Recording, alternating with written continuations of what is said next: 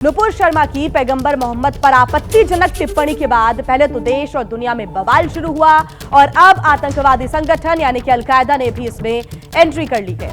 ऐसे में नुपुर की सुरक्षा पुलिस के लिए एक बड़ी चुनौती भी बन चुकी है। उधर सियासी दल और हिंदू संगठन नुपुर के विरोध और समर्थन में आज मार्च भी निकालने की तैयारी में जुटा हुआ है। गलती करे भारतीय जनता पार्टी, माफी मांगे भारत, ये तो नहीं हो सकता। जो लिखा है वो मैंने बोला है और अगर वो कहीं गलत है तो मैं आपको आपत्तिजनक लगता है तो फिर वो तो मैं कहूंगी कि मैंने तो नहीं लिखा। और ये देश के छवि धूमिल करने के लिए जो जिम्मेवार हैं उनके खिलाफ ठोस कार्रवाई होना चाहिए। ये मामला को ज्यादा देर के लिए national interest point of view से ज़्यादा इस पर हमें टाइम नहीं वेस्ट करना चाहिए। बीजेपी को लगता है कि उनकी राष्ट्रीय प्रवक्ता को जब आपत्तिजनक टिप्पणी करने के बाद पार्टी से ही निलंबित किया जा चुका है, मतलब जो किया उसकी सजा दी जा चुकी है, तो नुपुर शर्मा के नाम पर हो रही तमाम तरह की चर्चा पर अब विराम लगना चाहिए। ये मामला को ज़्यादा देर के लिए national interest point of view से ज़्यादा इस पर हमें टाइम नहीं वेस्ट करना चाहिए। लेकिन ये तो बीजेपी को लगता है। विरोधी इस बात से तो कतई इत्तेफाक नहीं रखते। भारतीय जनता पार्टी का गुनाह है, उनकी गलती है, वो दूसरे धर्मों के खिलाफ नफरत फैलाने का काम करते हैं। हमारे राजदूतों को बुला के अपमानित किया जा रहा है, कहा जा रहा है माफी मांगो माफी मांगो। किसकी वजह से? भारतीय जनता पार्टी की वजह से। नुपुर पर हुई कार्रवाई को नाकाफी बताते हुए AIMIM के मुखिया असदुद्दीन ओवैसी हैदराबाद से लेकर महाराष्ट्र के लातूर तक आपत्तिजनक बयान के 10 दिन बाद हुई कार्रवाई करने पर लगातार सवाल पूछ रहे हैं। देश के प्रधानमंत्री 10 दिन के बाद बोले इसको हटा दो, इसको सस्पेंड करो।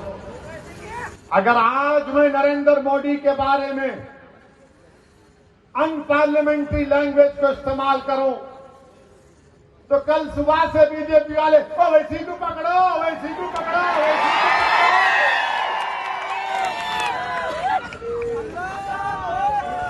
आप बताइए 10 दिन के बाद मोदी को ख्याल आया।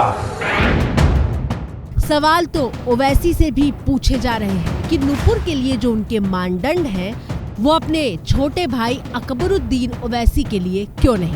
आज नुपुर शर्मा प्रकरण पर जिस तरह से ओवैसी साहब उछल कर सवाल जवाब कर रहे हैं, तो मैं ओवैसी साहब से ये पूछना चाहती हूँ कि ओवैसी साहब, जब आपकी पार्टी के नेता और विधायक जब 100 करोड़ हिंदुओं की आस्थाओं का अपमान करते हैं, उनकी धार्मिक भावनाओं को भड़काने का काम करते हैं, तब आपने अपनी पार्टी के नेता पर अकबरुद्दीन ओवैसी पर कोई कार्रवाई की? उन्हें क्या पार्टी से निष्कासित किया? नुपुर शर्मा को लेकर देश में माहौल किस तरह का है और राय कितनी बटी हुई है, इसका अंदाजा आपको लग गया होगा। नुपुर शर्मा केंद्र में है। नुपुर के एक तरफ वो लोग हैं जो उनके बयान के विरोध में हैं और पार्टी से निलंबन को नाकाफी बताते हुए कड़ी कानूनी कार्रवाई की मांग कर रहे हैं, जबकि दूसरी तरफ वो लोग हैं जो खुलकर नुपुर के समर्थन में उतरे हैं और नुपुर के खिलाफ हुई कार्रवाई को गलत बता रहे हैं। नुपुर शर्मा का समर्थन करने वालों में सबसे नया नाम बॉलीवुड अभिनेत्री कंगना रनौत का जुड़ा है। कंगना ने इंस्टाग्राम पर नुपुर का समर्थन करते हुए लिखा है, नुपुर अपने मन की बात कहने के लिए स्वतंत्र है। मैंने उसे दी गई हर तरह की धमकियां देखी हैं। जब हर दिन हिंदू भगवानों को अपमानित किया जाता है तो हम कोर्ट जाते हैं। कम से कम अब ऐसा न करें।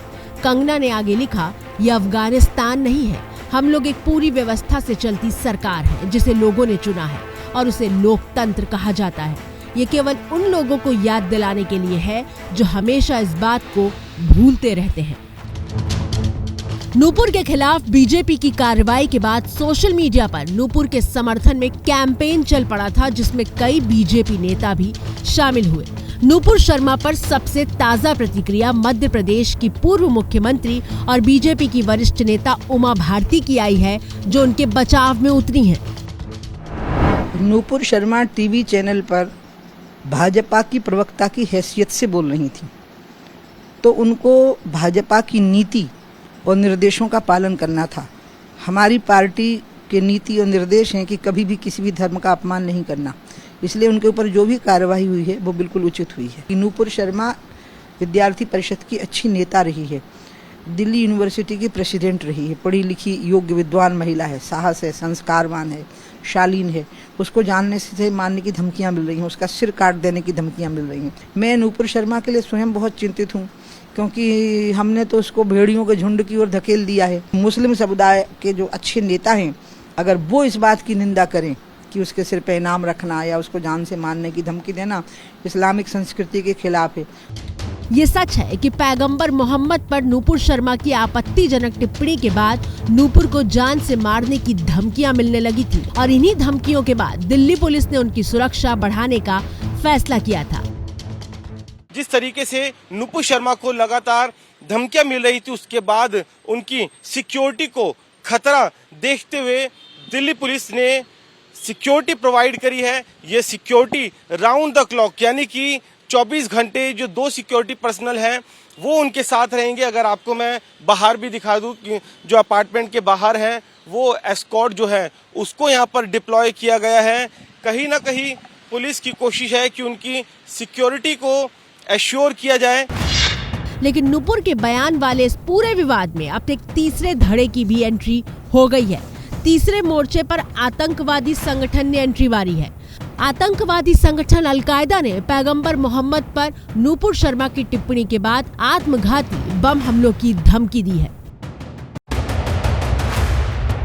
यह आतंकवादी संगठन अलकायदा की वो धमकी भरी चिट्ठी है जिसमें सबसे ऊपर लिखा है कि हमारी माएं हमारे होने पर शोक जताएंगी अगर हम पैगंबर मोहम्मद के सम्मान को बचाने में नाकाम रहे। इस चिट्ठी में अलकायदा ने धमकी देते हुए लिखा है कि हम पैगंबर मोहम्मद के अपमान का बदला लेंगे। हम और हमारे बच्चे शरीर पर बम बांधकर आत्मघाती हमले करेंगे। दिल्ली, मुंबई, यूपी और गुजरात में भगवाधारी अपने अंत का इंतजार करेंगे। वो ना तो अपने घर में छिप पाएंगे और ना ही सुरक्षा बल उन्हें बचा पाएंगे। हमारे पैगंबर ने हमें गजवाए हिंद के बारे में बताया। हम भारत के शासकों की मौत और तबाही की लहर लेकर आएंगे। आतंकी संगठन अलकायदा नूपुर शर्मा के बयान के बाद भावनाओं को भड़काने का काम कर रहा है। 12 दिन पहले 27 मई को नूपुर शर्मा ने टीवी डिबेट के लिए एक चैनल पर पैगंबर मोहम्मद पर विवादास्पद बयान दिया था। नूपुर शर्मा की टिप्पणी के खिलाफ 30 मई को ठाणे के मुंब्रा में केस दर्ज हुआ। 3 जून को विवादित बयान के बाद कानपुर में हिंसा शुरू हुई। 4 और 5 जून को कतर, कुवैत समेत दुनिया के कई मुस्लिम देशों ने विरोध जताया। 5 जून को नूपुर शर्मा को बीजेपी ने पार्टी से निलंबित कर दिया। नूपुर शर्मा के बयान पर सबसे बड़ा बवाल कतर में विदेश मंत्रालय की प्रतिक्रिया से हुआ। दरअसल विदेश मंत्रालय ने प्रतिक्रिया देते हुए कहा था कि नूपुर शर्मा का बयान भारत सरकार का आधिकारिक मत नहीं है, बल्कि फ्रिंज एलिमेंट्स का है। फ्रिंज एलिमेंट यानी गैर जरूरी लोग। अब कांग्रेस के वरिष्ठ नेता दिग्विजय सिंह पूछ रहे हैं कि क्या बीजेपी टीवी डिबेट में पार्टी का पक्ष रखने के लिए फ्रिंज एलिमेंट्स को भेजा करती थी। कांग्रेस में मेच्योरिटी होती तो अपने ही बाटला हाउस एनकाउंटर को के ऊपर प्रश्न चिन्ह उठा के उसके ऊपर जुडिशियल प्रोब थोड़ा बैठा देते। कांग्रेस में मेच्योरिटी होती तो आतंकवादियों के लिए आंसू थोड़ा बहाते। कांग्रेस में मेच्योरिटी होती तो इशरत जहां को भारत की बेटी थोड़ा बताते। कांग्रेस में मेच्योरिटी होती तो इनके गृह मंत्री उस जमाने के एफिडेविट चेंज थोड़ा कर रहे होते। कांग्रेस में मेच्योरिटी होती तो अपने 2 कार्यकर्ता जिन्होंने प्लेन हाईजैक किया था उनको बारी बारी विधानसभा और लोकसभा के टिकट छोड़ना देते, क्योंकि इंदिरा गांधी की चमचागिरी के अंदर उन्होंने प्लेन हाईजैक कर लिया था। कांग्रेस का हाथ आतंकवादी दंगाइयों के साथ। राहुल गांधी ने ट्वीट किया कि फ्रिंज बीजेपी के कोर में है। तमाम पार्टियां नूपुर शर्मा के लिए फ्रिंज शब्द का इस्तेमाल करने पर बीजेपी को घेर रही हैं। अब मोदी जी कह रहे हैं ये फ्रिंज एलिमेंट है, तो इन फ्रिंज एलिमेंट को पाल के किसने रखा है? नेशनल टीवी चैनल्स पे जाते कैसे हैं ये लोग? ये प्रवक्ता कैसे बने हुए हैं तुम्हारे ये फ्रिंज एलिमेंट? हालांकि फ्रिंज एलिमेंट्स को लेकर हो रहे तमाम हमलों पर वरिष्ठ वकील और बीजेपी के राज्यसभा सांसद महेश जेठमलानी ने जवाब दिया है। ये निकालना चाहती हैं कि मैं सहमत नहीं हूं विदेश मंत्री के स्टेटमेंट से, तो आप सही है, आप सही कह रहे हैं कि मैं सहमत नहीं। वो उनका व्यू है और मेरा व्यू है कि उनके व्यूज जो है, नूपुर शर्मा के जो व्यूज है वो फ्रिंज व्यूज हैं, लेकिन वो फ्रिंज पॉलिटिशियन नहीं है, वो बीजेपी के नेशनल स्पोक्स पर्सन। तय है कि ये विवाद जल्दी थमने वाला नहीं है। नूपुर पर दो राय सिर्फ पार्टी के बाहर नहीं बल्कि बीजेपी के अंदर भी है। 37 साल की नूपुर शर्मा 2020 में बीजेपी की राष्ट्रीय प्रवक्ता बनाई गई थी। लंदन से इकोनॉमिक्स में मास्टर्स की डिग्री लेने वाली नूपुर 2008 में दिल्ली छात्र संघ अध्यक्ष का चुनाव जीती थी। नूपुर बीजेपी में अलग अलग जिम्मेदारियां निभाती रही, लेकिन पहचान मिली साल 2015 में जब बीजेपी ने दिल्ली विधानसभा चुनाव में अरविंद केजरीवाल के खिलाफ उन्हें मैदान में उतारा। नूपुर चुनाव जरूर हार गई थी, लेकिन आगे जाने तक के दरवाजे उनके लिए खुल चुके थे। इसके बाद तो नूपुर शर्मा तेज तर्रार नेता के तौर पर जानी जाने लगी और पार्टी का सशक्त महिला चेहरा बन गई। लेकिन एक डिबेट के दौरान उनके मुंह से निकले चंद शब्दों ने फिलहाल उनकी राजनीतिक उड़ान पर ब्रेक लगा दिया है।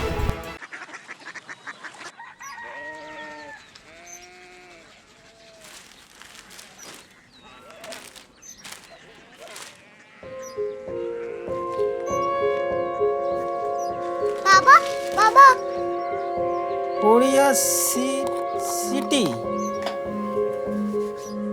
जानिए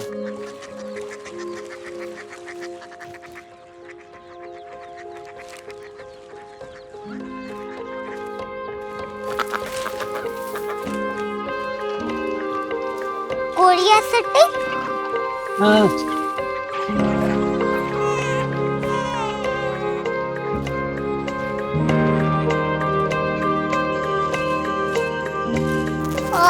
कोरिया सिटी कहाँ पे है? शहर अंग्रेजी लगे हैं।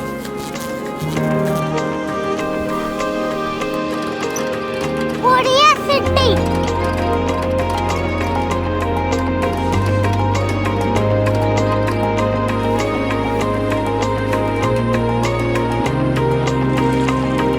वो बहुत दूर है।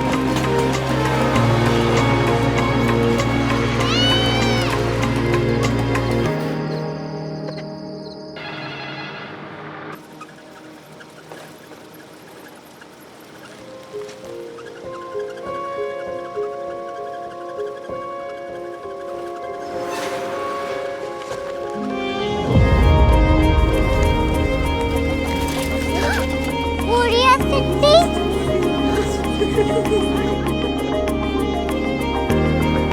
दुनिया को कुछ लोग बड़े होते हैं। कोरिया सिटी कहाँ है? प्रोफेसर साहब को पता होगा। हो ये छोटा वाला ग्लोब लगता है और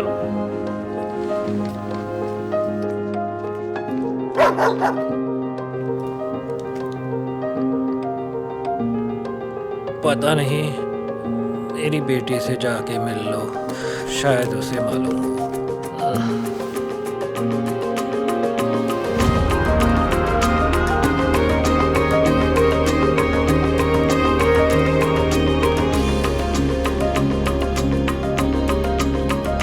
हाय, बाबा ने भेजा है। Come here.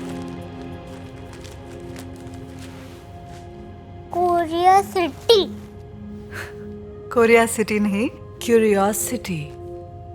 वो क्या? That's what brought you here? जो तुम्हें यहाँ तक ले आया। क्यूरियोसिटी